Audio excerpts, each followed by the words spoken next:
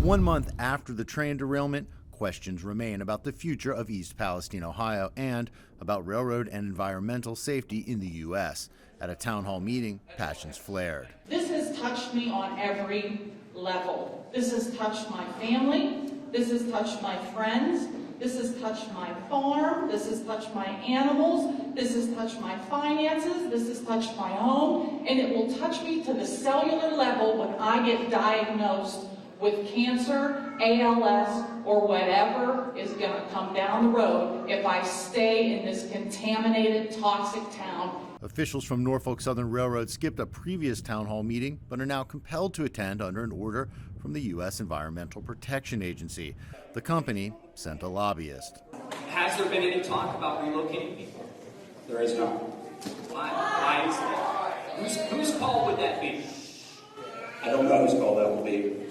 Would your company be willing to pay for it if the EPA found it necessary? What I'm going to state on this topic is right now, this will be an evolving conversation that's going to go on for quite a while. Meantime, cleanup continues. Contaminated soil and liquids are being shipped out of town for disposal.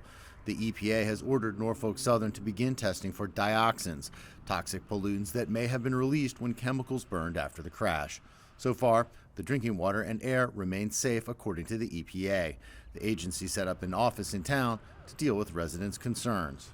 Residents and business owners can stop in to get their questions answered, sign up for in-air home monitoring, and learn more about cleaning services. I recognize there has been a deficit of trust.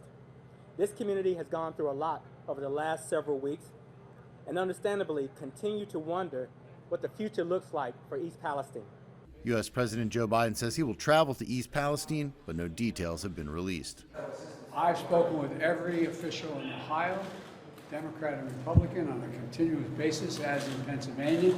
I laid out a little bit in there what I think the answers are. We put them together, and we will be implementing an awful lot into the legislation here, and I will be doing some. Next week, a U.S. Senate hearing will examine the derailment. Officials from the EPA, as well as Norfolk Southern CEO Alan Shaw, are expected to testify.